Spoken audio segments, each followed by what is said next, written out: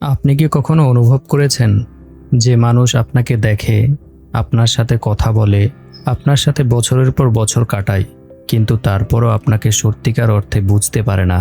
হয়তো আপনি কষ্ট পেয়েছেন, কিন্তু সবাই ভেবেছে আপনি রাগ করেছেন। হয়তো আপনি চুপ ছিলেন, কিন্তু সবাই ভেবেছে আপনার অহংকার হয়েছে। হয়তো আপনি ভেঙে পড়েছিলেন, কিন্তু সবাই বলেছে ও তো ঠিকই আছে। অদ্ভুত না? আমরা প্রতিদিন মানুষের সাথে কথা বলি, হাসি, সম্পর্ক গড়ি, ভালোবাসি, অথচ পৃথিবীর সবচেয়ে বড় দূরত্ব কখনো দুই শহরের মধ্যে হয় না, দুটি মানুষের মনের মাঝেও হতে পারে। একটা গাছের দিকে তাকালে আমরা কি দেখি? পাতা দেখি, ডাল দেখি, ফল দেখি, কিন্তু মাটির নিচে ছড়িয়ে থাকা শিকড়গুলো দেখি না। মানুষও ঠিক তেমনই।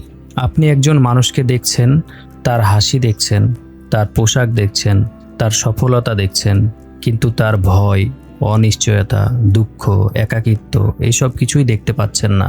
কারণ মানুষের সবচেয়ে গুরুত্বপূর্ণ অংশটা সবসময় চোখের আড়ালে থাকে, আর সেখানেই শুরু হয় ভুল বোঝাবুঝি। ভিক্টর ফ্র্যাঙ্কল লিখেছিলেন, মানুষের অভিজ্ঞতা এতটাই ব্যক্তিগত যে একজন মানুষের ভিতরের জগৎ আরেকজন পুরোপুরি অনুভব করতে পারে না। ধরুন, বৃষ্টির দিনে দুজন মানুষ দাঁড়িয়ে আছে। একজন বৃষ্টি দেখে আনন্দে ভিজছে, অন্যজন বৃষ্টি দেখে আতঙ্কিত। কারণ কয়েক বছর আগে এমন একটি বৃষ্টির দিনেই সে তার প্রিয় মানুষটিকে হারিয়েছিল। বৃষ্টি একই, কিন্তু অর্থ আলাদা। আমরা পৃথিবীকে যেমন আছে তেমন দেখি না। আমরা পৃথিবীকে দেখি আমাদের স্মৃতি, অভিজ্ঞতা ও ক্ষতের মাধ্যমে। তাই একজন মানুষের আচরণের পিছনে এমন হাজারো গল্প থাকে যা অন্য কেউ জানে না। আর যেটা আমরা জানি না সেটাকে আমরা বিচার করতে শুরু করি। প্রশ্ন হলো, আপনি কি আপনার মনের সব অনুভূতি ভাষায় প্রকাশ করতে পারেন? উত্তর আসবে না। আসলে কেউ পারে না, কারণ মানুষের অনুভূতি সমুদ্রের মতো গভীর, কিন্তু ভাষা অনেক সময় ছোট্ট একটি কাচের গ্লাসের মতো। আপনি যখন বলেন আমি ভালো আছি, এই চারটি শব্দের পিছনে হয়তো লুকিয়ে আছে শত রাতের কান্না। আপনি যখন বলেন কিছু হয়নি, হয়তো তখন আপনার ভিতরে একটা যুদ্ধ চলছে। মানুষ আসলে যা অনুভব করে তার সামান্য অংশই প্রকাশ করতে পারে, আর যেটা প্রকাশ পায় না সেটা অন্যদের অজানা থেকে যায়। কার্ল গুস্তাভ ইয়ুং বিশ্বাস করতেন, মানুষের ব্যক্তিত্বের একটি বড় অংশ অবচেতনে লুকিয়ে থাকে। ফলে আমরা অন্যদের তো দূরের কথা, অনেক সময় নিজেদেরও পুরোপুরি চিনতে পারি না। বেশিরভাগ মানুষ যখন কারো কথা শোনে, তখন সত্যিকার অর্থে শোনে না। তারা অপেক্ষা করে কখন নিজের কথা বলবে, কখন উপদেশ দিবে, কখন যুক্তি দেখাবে, কখন নিজেকে সঠিক প্রমাণ করবে। ফলাফল, কথোপকথন হয়, কিন্তু বোঝাপড়া হয় না। দুজন মানুষ কথা বলে, দুজনই শব্দ শুনে, কিন্তু কেউ কারো হৃদয়ের ভাষা বোঝে না।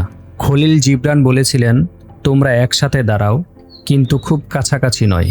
অর্থাৎ সম্পর্কের মধ্যেও মানুষের একটি নিজস্ব জগৎ থাকে, যা পুরোপুরি অন্য কারো জন্য উন্মুক্ত হয় না।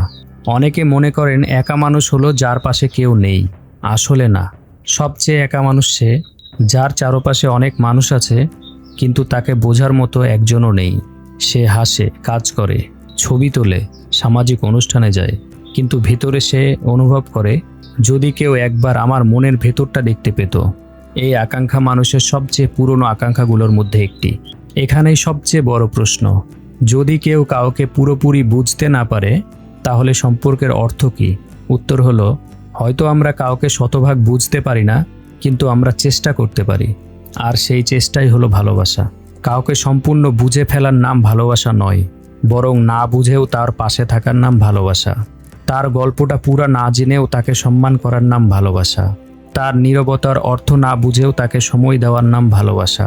হয়তো এই পৃথিবীতে এমন কোনো মানুষ নেই যে আপনাকে সম্পূর্ণরূপে বুঝতে পারবে। হয়তো আপনার মনের কিছু আশা আকাঙ্ক্ষা সারা জীবনই অন্ধকারে থেকে যাবে।